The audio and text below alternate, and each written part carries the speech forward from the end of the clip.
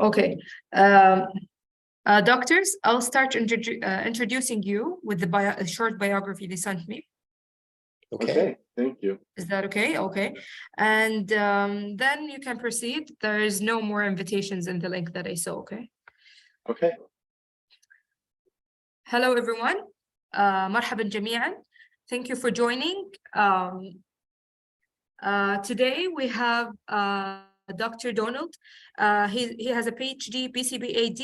He's the director of the Master of Science in Applied Behavioral Analysis program in the Department of Psychology at Arizona State University in the Department of Psychology. He has over 30 years experience working with individuals with and without disabilities in home, clinic, and school and community setting. Don consultant to school, businesses, and families regarding skill acquisitions, behavioral deficit and excesses, and organizational behavioral management. Welcome, Dr. Don. And for Dr. Robert, he has a PhD, BCBAD. He is distinguished professor in the special educations at the University of North Carolina. Can you pronounce that for me? Sure, Carolina. Carolina. With the other name. He has over 30 years of experience working with individuals with disabilities, their families, and teachers. He graduated from the University of Kentucky in 2010, and since he has published over 80 articles, book chapters, and book related to working with persons with autism spectrum disorder and intellectual disabilities. He's currently in a research field, research interested involved in behavioral analytic communications instructions, expanding students' repertoires in written expressions, and improving educational programming for students with severe disability. So welcome both. Thank you for joining us. As for me, I am Doha Maringa. I'm a medical doctor. I have a bachelor in medicine and surgery and a master in clinical psychology. So I work and excel as a psychologist. So thank you for joining us today, and please start. All right. Thank you, Dr. Daha. So welcome, everybody. Thank you for being here for this presentation or panel discussion. Just to overview of what the plan is, Rob will start and discuss some of the programs that he's contacted and working in, and then I'm going to be talking a little bit about classroom management. We plan to wrap this up by 4:45, 4:45 your time, so you can be on to the next presentation. Just a brief background about myself. I've, as Dr. Daha mentioned, that I have worked in school settings. I continue to do some work in consulting for behavior management and classroom instruction. Just so we don't get too far into this, I want to provide some time for us to discuss. Rob will talk a little bit more about himself too, and then we're going to allow probably about 10 minutes at the end of the time, because it is a panel discussion. We'd like to provide the opportunity for some discussion with all of you if you're so inclined. So Rob, go ahead. Yeah, so I'm so excited to be here. This is my first time presenting, at least virtually, in Saudi Arabia. So again, thank you so much for having us. I'm just going to start out. We've got a long way to go and kind of a short time to get there. And so the big idea today is we want to talk about how behavior analysis can be used in schools. And so I want to start by just saying, well, this is me in probably 1992 or 93. I started out a special education teacher. I worked with kids with complex needs, and I actually loved it. I really loved teaching. But that first year or so, I probably didn't know what I was doing, right? So in the United States, our programs are pretty short now. We've got, 2 years of training. If we're lucky, it's broad. We get the supervision is meager. And so when many of us come out of the classroom, we have just enough that we say to be dangerous, but just enough to do some teaching, but maybe not everything that we need. But it really wasn't until my master's program that I contacted a professor that was really interested in behavior analysis. And then further, my doctoral program, actually here with Don Stenhoff, who was one of my advisors at that time at the University of Kentucky, I really got turned on to behavior analysis at more of a depth, at more of a deeper level. And it really, for me, is the candle in the dark. It really changed my perception and how to proceed in terms of educating students with complex needs. One, it taught me that context matters, right? That I am in charge of the environment, and it's really important for me to arrange environments where individuals are successful. That behavior, it doesn't happen because of a particular disability. It happens because it's learned and because it works. And with that, it also taught us that we can teach better skills. So a kid has challenging behavior or a behavior that may not be so effective. Well, we can help, right? We can provide new skills. We are, as I mentioned before, as a teacher, I'm a part of the environment. So how I behave really impacts the students around me. And then more importantly, and this is kind of the big issue for me, why I love behavior analysis, it really taught me compassion, right? From behavior analysis, there are no children that are so disabled they can't learn. There's no people that are broken. There's no bad or good. There are people that just engage in behaviors at high rates or low rates. And the idea is for us to be able to help them, right? But also through that process, again, it kind of helps us forgive the trespasses of our friends of people around us. So this candle, I want to talk about kind of how it can be kind of lit for everybody. It's important to note that behavior analysis in the United States too has really been a long part of behavior and has been a long part of programming for folks with complex needs. I mean, we have back to the 60s, we have work showing that we can apply our ABA technologies and interventions to improve outcomes for individuals with complex needs. Most school practices, most of our most evidence-based school practices are rooted in behavior analysis. We think about explicit instruction, positive behavior supports, functional assessment, function-based, anyway, all communication interventions, a whole range of interventions are really rooted and come from the field of behavior analysis. So it really should be commonplace, and it is within our educational literature, it's just not always adopted within schools given the limited training teachers have. Unfortunately for some, ABA is kind of still kept in this separate box. Many people in schools still view ABA as therapy or something that has to be provided outside of the school setting. They perceive it as just sitting down with a child across from the table and just looking at picture cards, right? For some kids, that may be a part of their programming, but the reality is that there is so much more to what ABA can do. Sometimes they perceive that ABA can only be implemented by behavior analysts. And that's really problematic because, again, it's the source of our most of our evidence-based practice. We want our educators, we want everyone working with students with complex needs to at least have a good understanding or at least a foundational understanding of behavior analysis.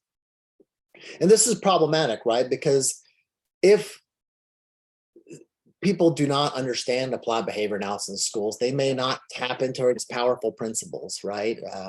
They may not be able, they may implement tactics without really understanding why they're using them or how to change them, if not necessarily. So we think about, people these days can, read an online resource on how to do something, right? And they'll read it and they'll implement it and they'll go, oh, it doesn't work, instead of really understanding why it should work and making some sort of change.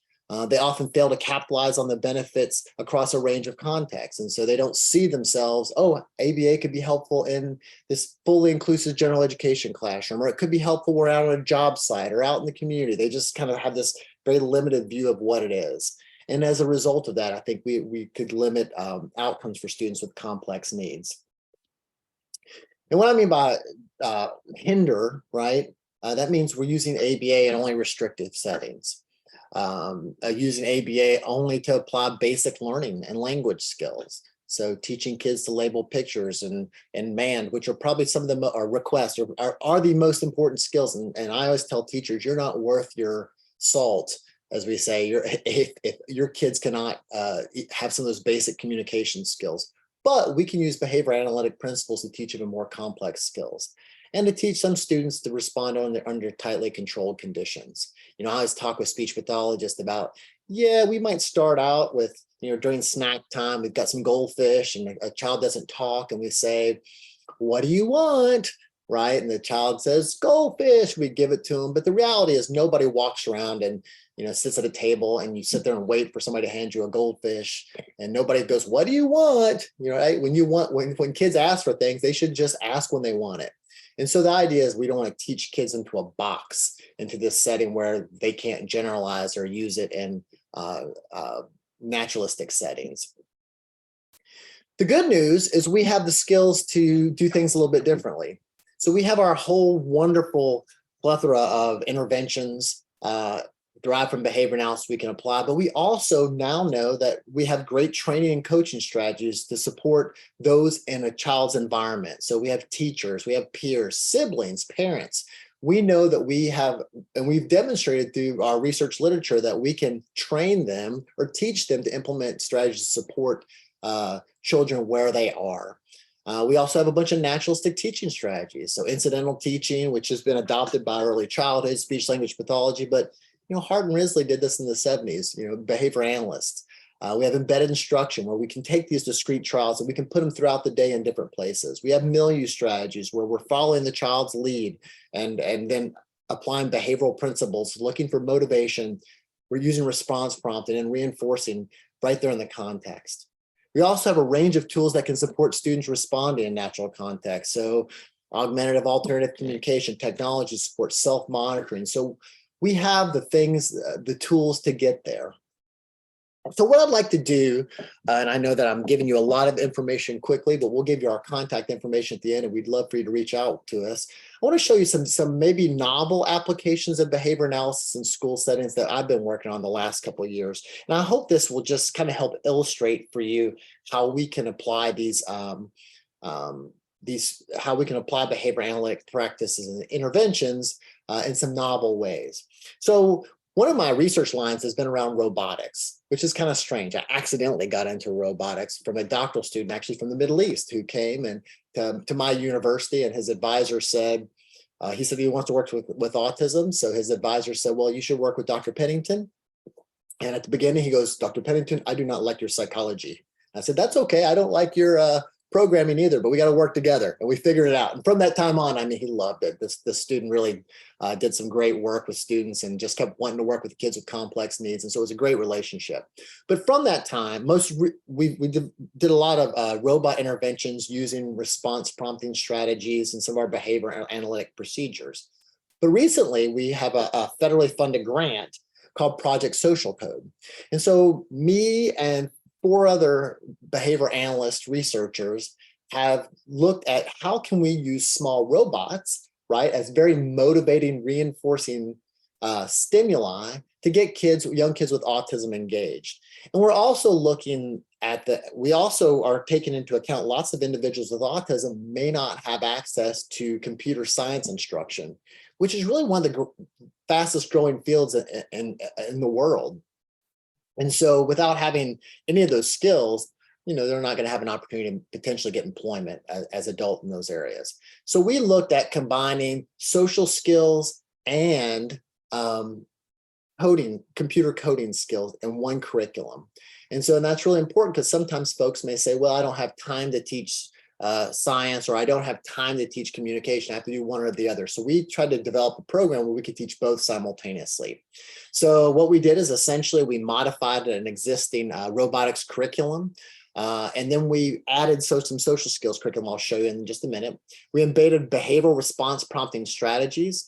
We looked at frequent opportunities to practice and provide feedback. We call those in our literature kind of OTRs, increasing those.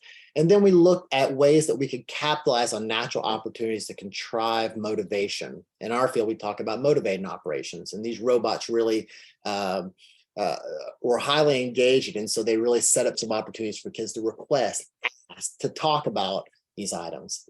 So we set up some social skills curricula. So we broke down, we started with something like the VB map, and then we're like, well, what pieces of this would make sense? And we looked at skills around team players, contributors, and oh my gosh, I already forgot the third one.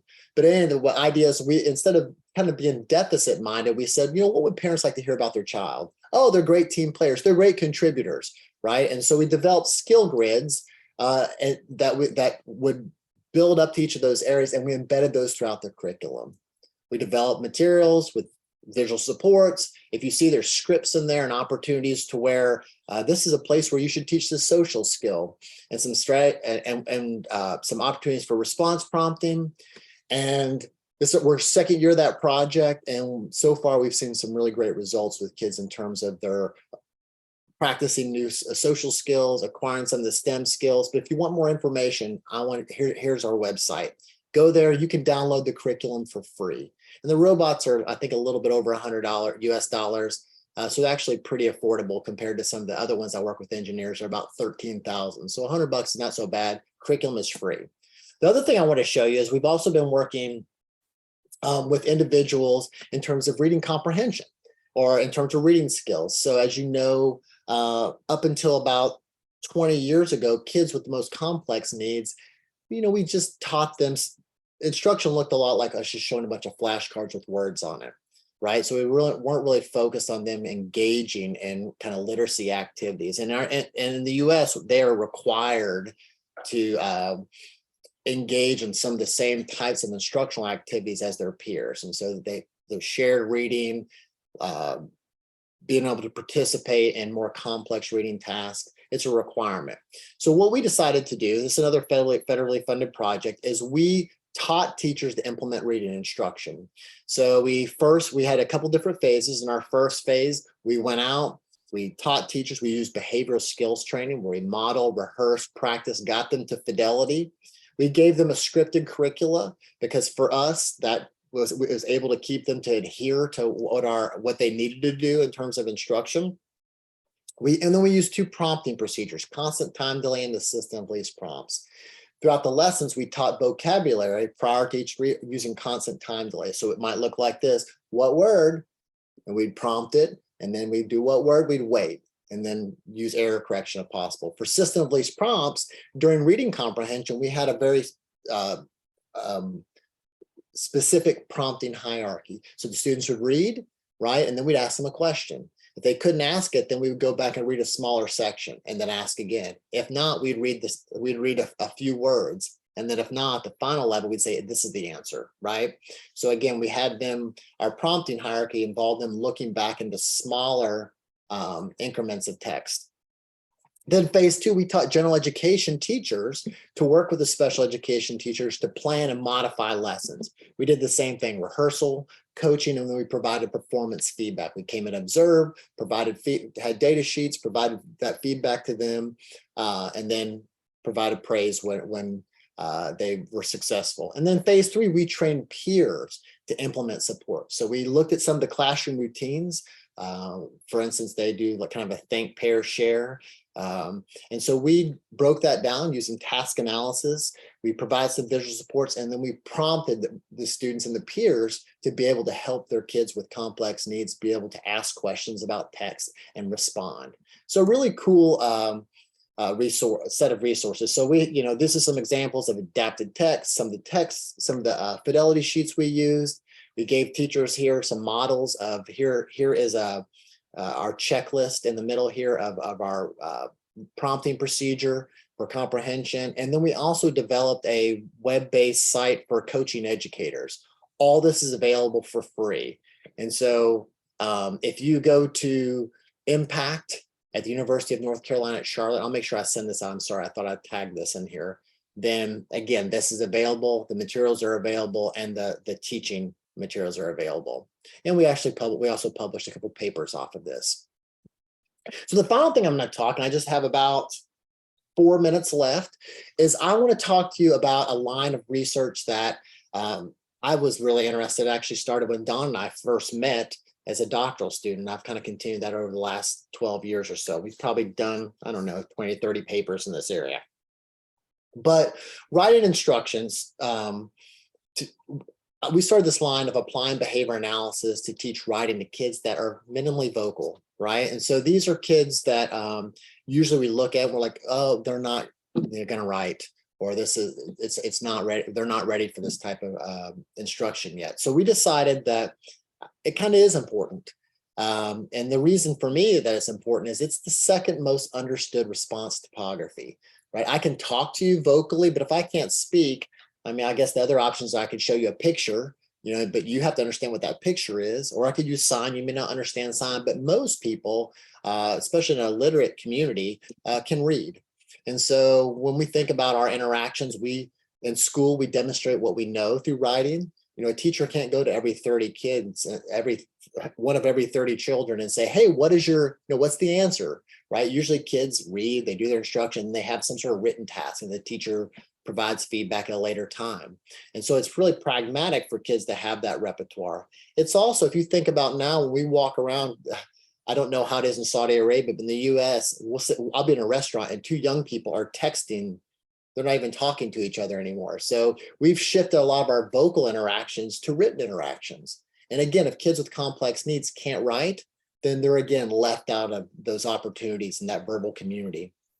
And then finally, in terms of employment, I mean, throughout the whole process, we fill out an application, we sign into work, we have writing tasks, whether it's a simple checklist we have to keep for ourselves or we're typing emails to colleagues. It's a part of employment.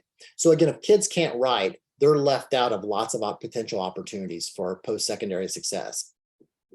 So despite its importance, a lot of teachers still struggle. So this is what you see here is very common for me. I'll walk into a classroom and kids are just tracing their name over and over and over again, even though they may not know what their name is or what the function of knowing your name is. And so there's this function on non-functional writing or focus on non-functional writing. High schools, they have a bunch of mock job applications that they just fill out the same one every day.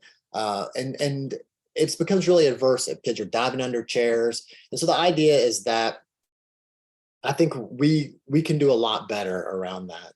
A couple other things is that a lot of writing is still very heavily supported. Again, we're hand over hand writing with kids. We're seeing an increase in facilitated communication coming back under different names, which is really scary. That's where kids have no agency. People are writing for them and then claiming that it's the individual with autism is writing. So again, there's a lot of problems in the way that writing happens right now for kids with complex needs.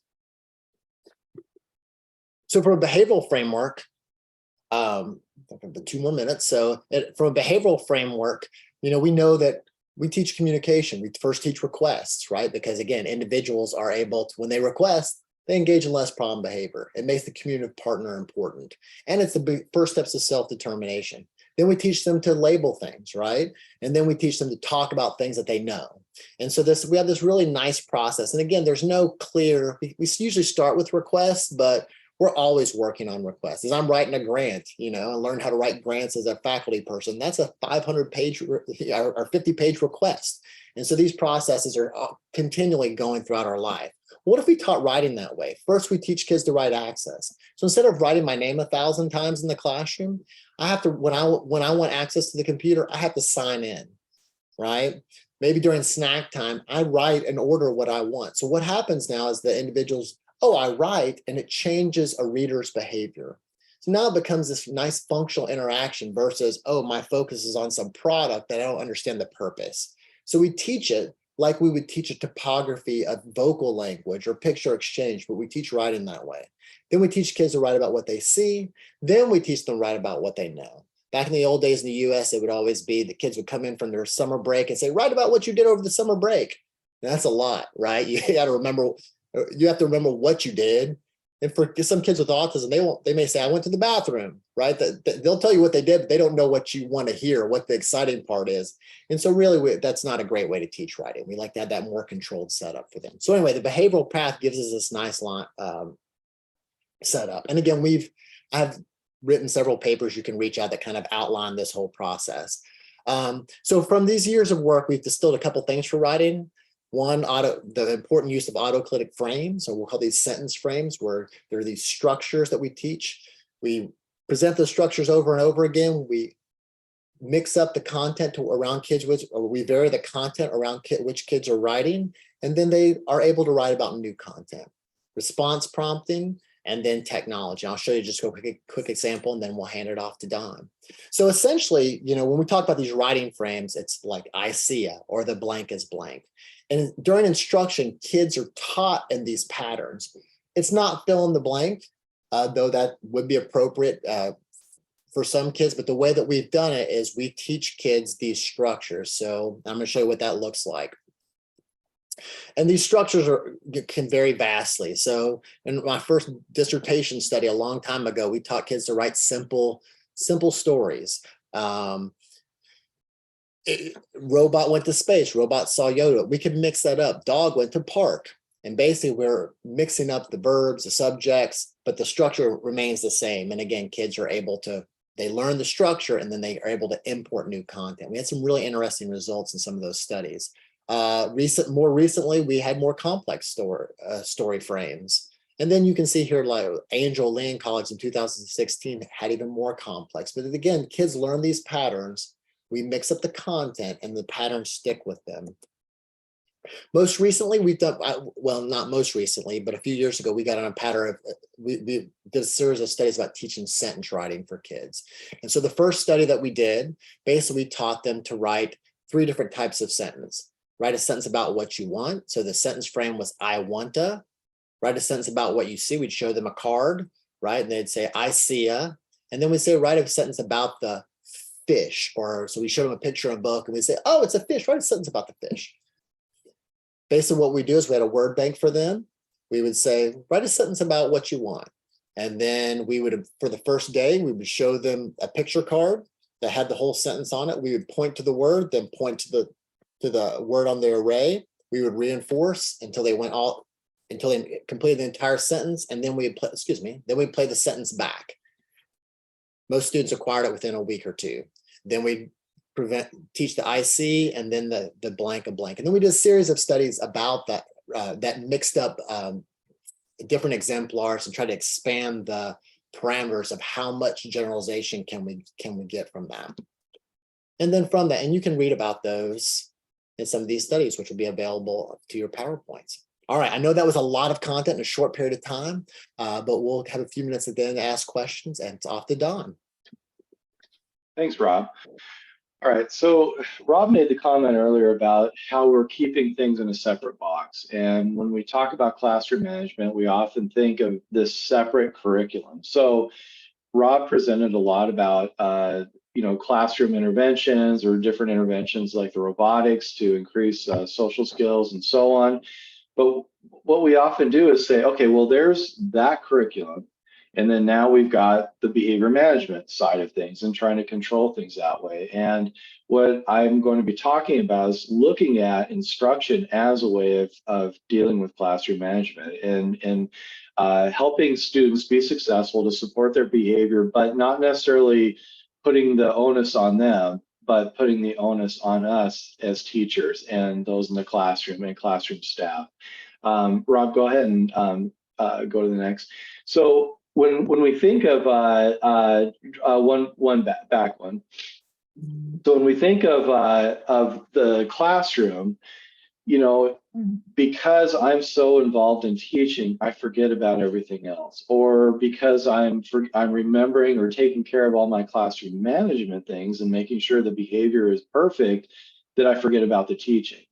And the reality is part of being a teacher is your teaching piece or your instruction, but also it's that management and understanding how that interaction between the two really comes together to provide a fluent, supportive, predictable classroom for students, which gets them in a great spot to learn, but it also, as the teacher side of it or the staff side of it, puts everybody in a position too where I can do that job that I've been hired to do, that is to be a teacher. Go ahead, Rob. All right, so Rob talked about this idea of motivation and getting kids to learn, and why would I want to come back, for example, and write about my summer break, or why would I need to write my name 500 times? There's no motivation for it. And part of being in a classroom, part of increasing learning, part of classroom management is this idea of motivation. So Rob, if you could go to the next. So the first piece I want to look at is just this idea of antecedent. So what's going on before the behavior occurs? And this has a lot of influence. Not only it signals when behavior should occur, But if you note there, it also has a lot of influence on the consequences or the reinforcer, that thing that we want to see more behavior with. Well, if I'm setting things up and I understand what the child wants or needs, as what Rob expressed earlier in instruction, where we're teaching them to ask for things, doing those requests, it has a lot to do with that. So if I'm asking a child to do something in my classroom, is there really motivation for that child to do that? Have I built that motivation into what I'm doing? And we have in the US here, you know, in the old days, it's like, well, I said it, you better do it. And if you don't do it, then there's going to be hell to pay, so to speak. And so one of the movements is the purpose of this conversation today is using those principles of applied behavior analysis to get kids to do what we need them to do as teachers, but we need to think it in such a way that we're getting them to do things because it really is good for them. They are learning more. They're in a situation to do that, to learn those skills, to apply those skills that I'm going to say that are meaningful for them. But then the upper part where there's this solid arrow is, how does it change behavior? How do I get students to do these sorts of things? And when we're looking at this composite here, that piece of this chain, which I'm going to say is the chain or the layout, is the antecedent, the behavior, and the consequence. So Rob, go ahead and go to the next slide. Then the antecedents indicates that there is reinforcement, there is motivation, that I have a relationship. And often we don't think of this idea of relationship, but me as a teacher, is there a reason the child would want to respond for me? Am I reinforcing? And if that's the piece, then we start to see behavior there. But why do we see the behavior? Looking at that blue arrow, it's because there's a good outcome. There's something pleasant out there that I can access. Like, again, tying it back into Rob's example, I can write out something, I can ask for something textually or in a written format. It allows me to access good things that are pleasant. The other thing it allows me to do is sometimes I may find this thing to be unpleasant. Well, if I put the child in a situation where they can ask to get something pleasant or to get rid of something that's not so pleasant, then I'm building this idea of relationship. I'm getting students able to do things and be able to, basically what I'd say is to advocate for themselves, but also say that they what they are able to do allows them some, I'm going to say, some level of power or ability to do those things that we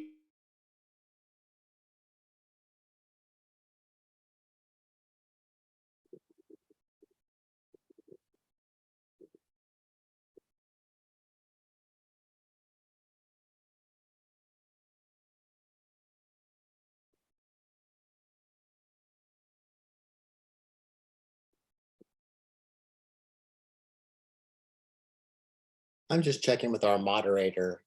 Am I frozen or is Dr. Stenhoff frozen? The doctor is frozen, Dr. Donald. Okay.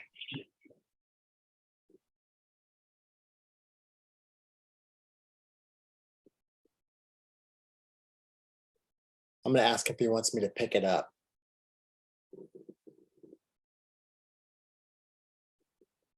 Thank you for your patience, everyone.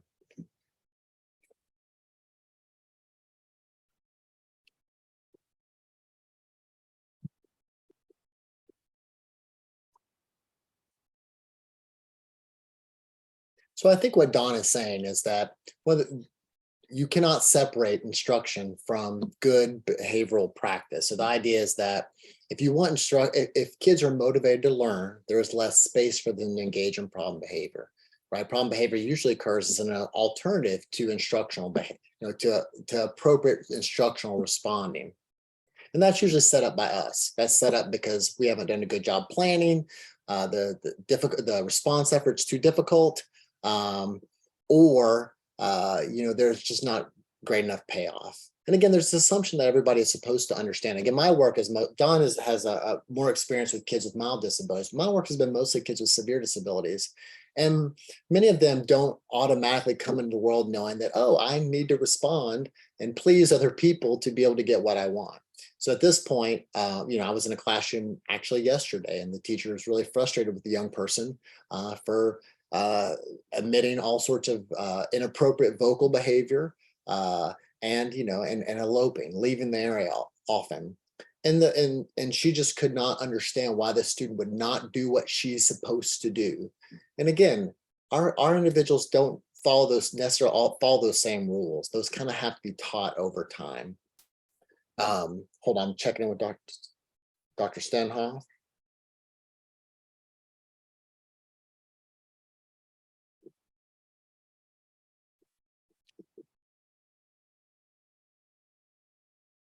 So I think some of the one of the important components of this is making sure there's an instructional momentum around classroom management. So this involves several key components. One, curricular pacing.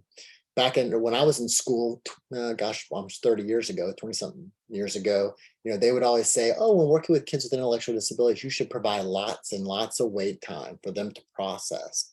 And we know that's not really the case now. Yes, if there's some motor planning issues, for instance, if it takes a while for a child to reach something, but the idea is that faster paced instruction is usually better, right? Kids acquire skills more quickly. And then also it plays a great role in behavior management, just because there's not enough space to engage in problem behavior. So there's the curriculum pacing, again, which is appropriately moving through the curriculum, excuse me. So again, we're not moving kids into new content areas to which they are not prepared, right? So we've done a really nice job of making sure kids master one concept and move to the next. And then there's that lesson pacing that I was referring to a minute ago. So again, that idea of keeping it at a fast clip, right? Keeping it, that old Brophy and Good data from the late 70s showed that the teachers that were business-like and fast actually had the best results. And then making sure the transition pacing. So one of the things that I work with in class, I do a lot of classroom teacher behavior change. So I do some programs to help teachers improve their practice. One of the things that happens is teachers are exhausted, right? And so they'll get this change in their class. There'll be a time for a transition, and then there's this kind of languishing, right? It takes 10 minutes, 15 minutes to move to a next activity. And so that plays a huge role in slowing down. One, it slows down the momentum of the classroom, but it also gives space, right, for kids to kind of engage in problem behavior and to contact and access things that are more reinforcing than what we're asking them to engage in for school. So again, when that pacing's quick, we're able to keep kids engaged and keep kids more engaged. I'll kind of talk through these. And again, please excuse me, these are Don's slides, so I'm just kind of picking it up. Don's in the desert, so maybe I don't know, maybe a cactus fell on his house. Oh, this is it. So we actually have a few minutes now. We have 7 minutes for 4 questions. And I didn't know if there is any, I could go back and talk about some of the things we talked about a little bit earlier. But at this point, we could field some questions. Okay. So if there's anyone who would like to ask or type in the chat, we can deliver the question. That would be great.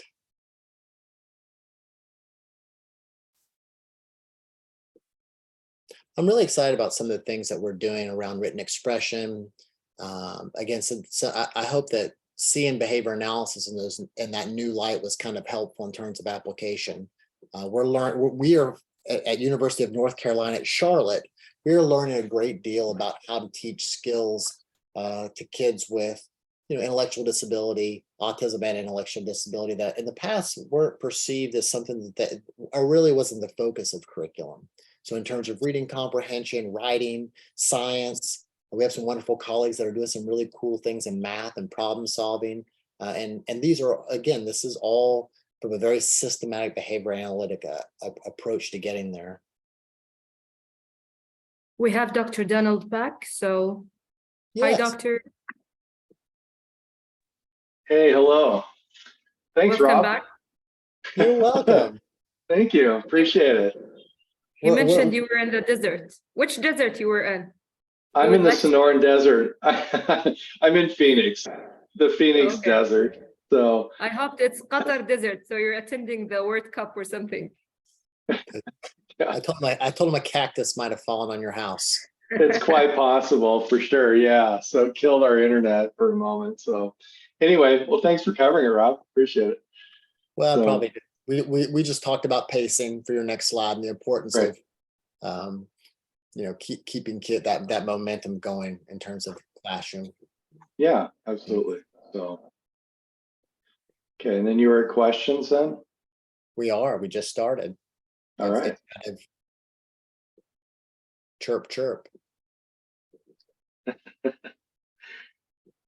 I think we're good. There's no more questions. Not sure if would you like to wrap up or Yeah. Don, would you like to wrap up or would you? let me ask in Arabic. هل في أحد من الحضور حاب يسأل دكتور روبرت or دكتور دونالد إذا عندكم سؤال معين حتى لو بالعربي إحنا ممكن نترجم لكم إياه.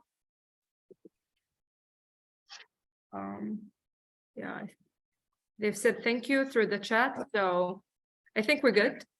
All right. All right. Thank you. Yeah. Thank Thank you, you, Dr. everybody. Donald. Thank you, Doctor. Thank you so much for joining us. Yeah. And I we hope encourage to see you again.